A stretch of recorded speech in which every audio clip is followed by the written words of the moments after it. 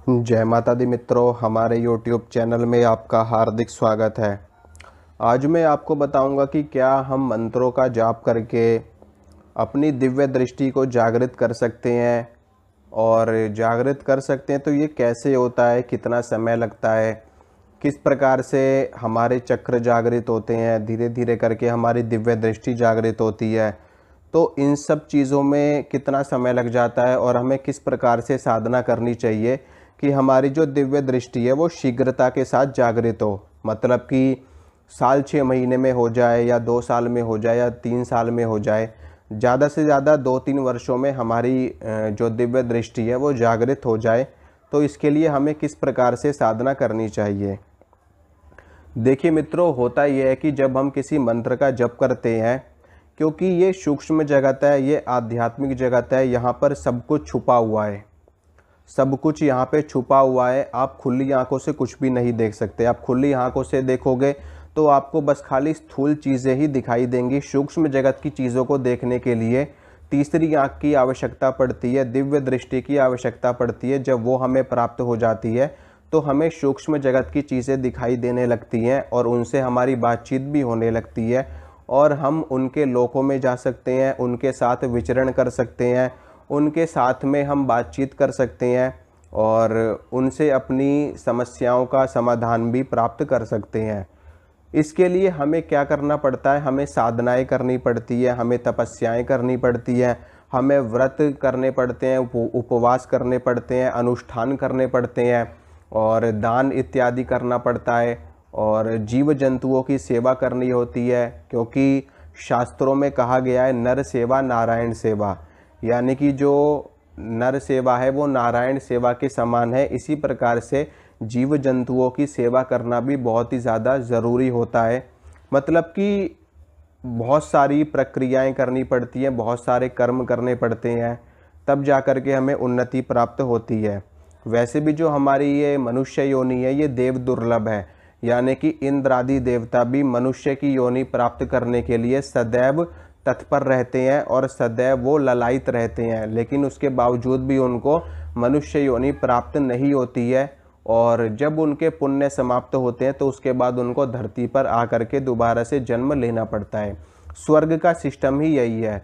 अगर आप स्वर्ग में जाना चाहते हो तो स्वर्ग में आप चले तो जाओगे, आप अच्छे पुण्य करोगे, आप यज्ञ करोगे, आप लोगों की सेवा करोगे, आप स्वर्ग में ज़रूर चले जाओगे। लेकिन स्वर्ग का एक नियम है कि वहाँ पे आप तब तक रह सकते हो जब तक आपके पुण्य हैं। जिस दिन आपके पुण्य समाप्त हो जाएंगे उस दिन आपको दोबारा से धरती लोक पे आकर के जन्म लेना पड़ेगा, और फिर से आप इन्हीं 84 लाख योनियों के चक्कर में आप पड़ जाओगे, और दोबारा से आपको सारी चीज़ें करनी पड़ेंगी, दोहरानी पड़ेंगी। लेकिन जब हमें मोक्ष प्राप्त हो जाता है, हमें मुक्ति प्राप्त हो जाती है, हम भगवत धाम में चले जाते हैं, तो वहाँ से वापस आने का हमारा कोई चांस नहीं होता। फिर हम अपनी स्वेच्छा से आ सकते हैं अगर हम चाहें तो, ठीक है। मतलब कि वहाँ पे ऐसी कोई बाध्यता नहीं होती कि आप को जाना ही जाना है। लेकिन हाँ, अगर आपकी इच्छा है तो आप जा सकते हो भगवान से प्रार्थना करके, लेकिन वैसे आपको कोई नहीं वहाँ से डिस्टर्ब करता। तो मंत्र का जब हम जप करने लगते हैं, जब हम मान लीजिए हम किसी भी एक मंत्र को पकड़ लो, आप किसी भी एक मंत्र को पकड़ लो, इस पूरे ब्रह्मांड में जो भी जितने भी मंत्र हैं सब मंत्र से दिव्य दृष्टि प्राप्त होती है, हर मंत्र से दिव्य दृष्टि जागृत होती है। आप इस भ्रम में कभी भी मत पड़ना कि दिव्य दृष्टि के लिए कोई एक अनोखा मंत्र होगा, ऐसा कभी नहीं होता है। हर मंत्र से दिव्य दृष्टि खुलती है, चाहे वो वैदिक मंत्र हो, चाहे वो तांत्रिक मंत्र हो, चाहे वो शाबरी मंत्र हो, ठीक है। अगर वो शाबर मंत्र है तो शाबर मंत्र से भी दिव्य दृष्टि मिलती है, वैदिक मंत्र से भी दिव्य दृष्टि मिलती है, और तांत्रिक मंत्र से भी दिव्य दृष्टि मिलती है। बस आपको करना क्या है कि एक मंत्र पकड़ लेना है आपको, कोई सा भी एक मंत्र पकड़ लो और उस मंत्र का जप करना आप शुरू कर दो। अगर आपको वो मंत्र गुरु से मिल जाए तो बहुत ज़्यादा अच्छा है। अगर कोई योग्य गुरु आपको नहीं मिलता तो आप अपने इष्ट देव को, भगवान शिव को, गुरु गोरखनाथ जी को, किसी भी सिद्ध संत को गुरु मान करके, अगर वो भी आपको नहीं मिल रहे हैं तो आपको क्या करना है, किसी ब्राह्मण से, किसी पंडित से, किसी वेद पाठी से आप उनको गुरु मान करके आप उनसे दीक्षा ग्रहण कर सकते हैं और उनसे मंत्र ले सकते हैं।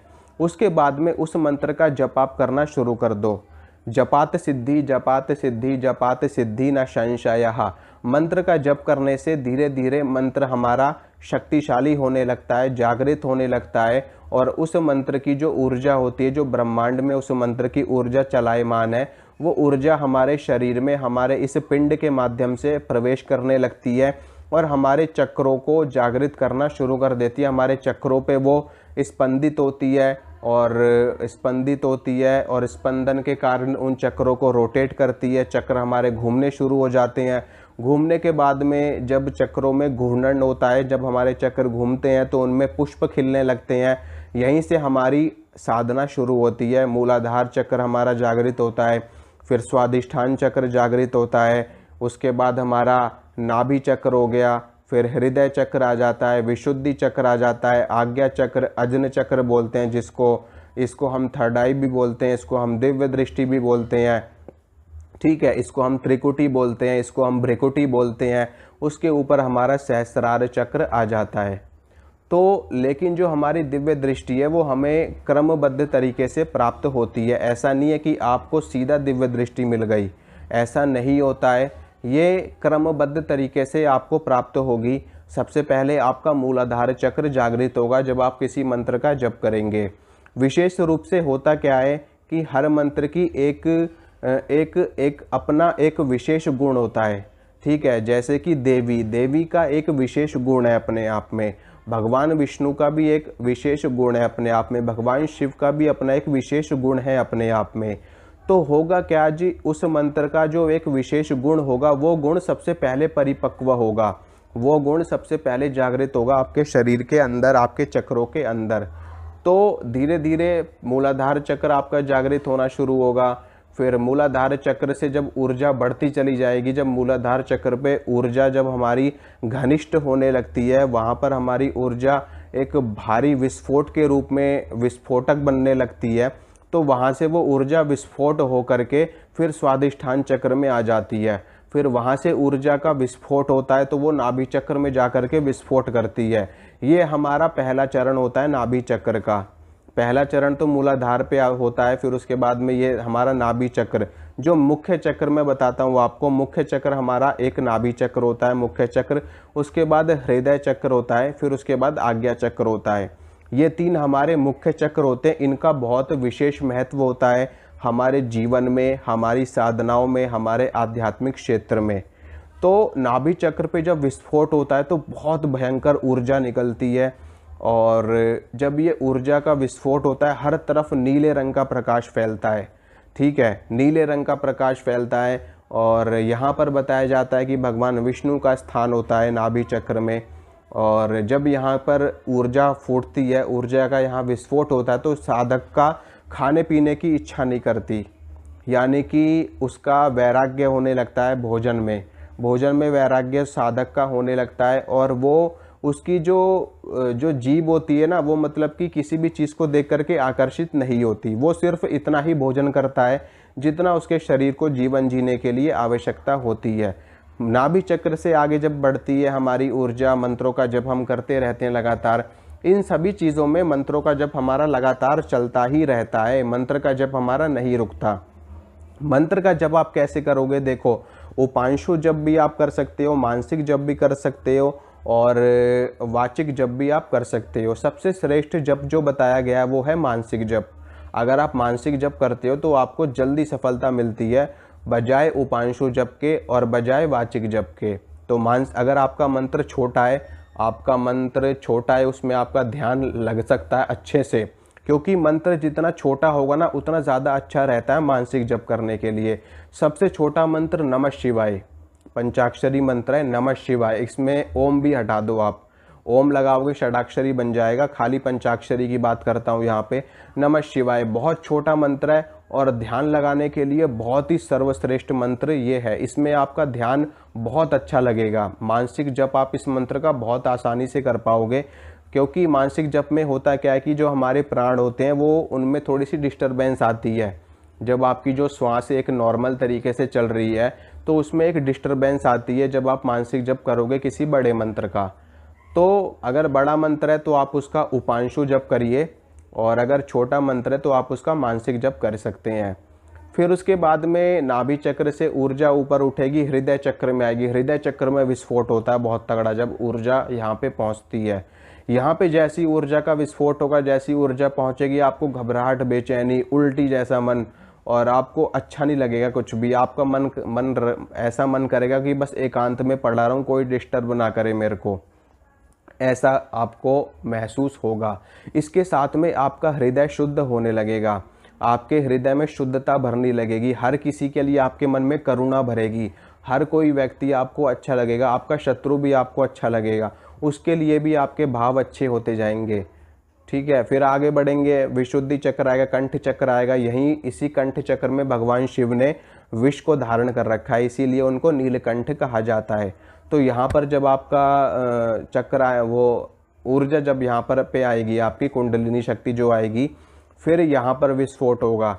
यहाँ पे विस्फोट होगा तो आप सिद्ध बनने लगोगे, यानी कि आपको सिद्धता हासिल होने लगेगी।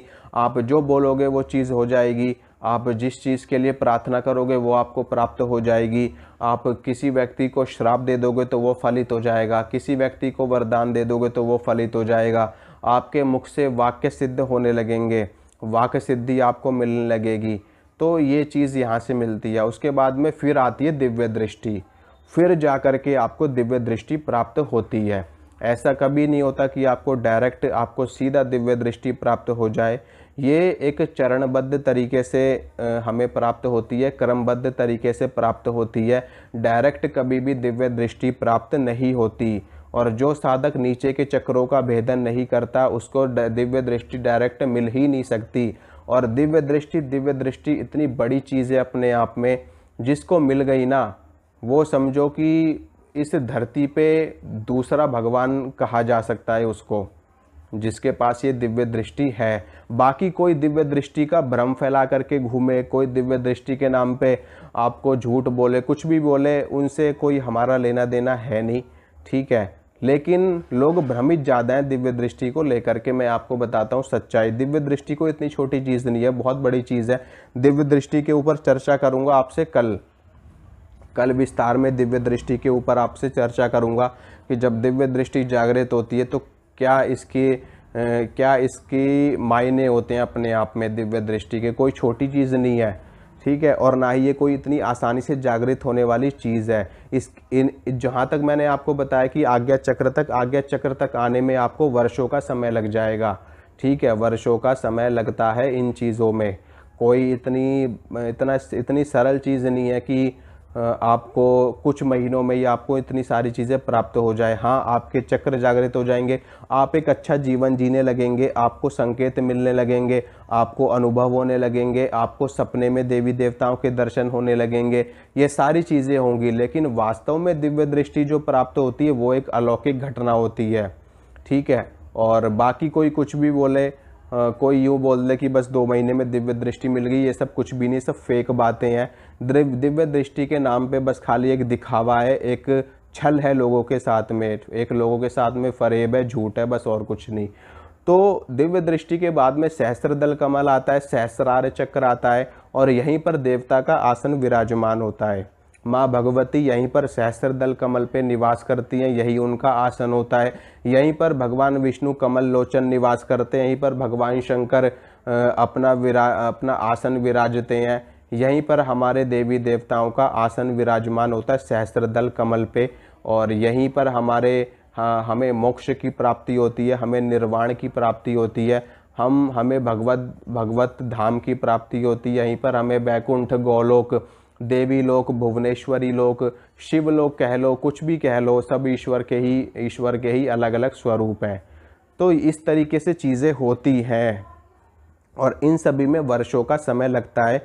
रियलिटी यही है कि वर्षों का समय लगता है। कोई आपसे कुछ भी बोले तो वो मैटर हमारा है नहीं।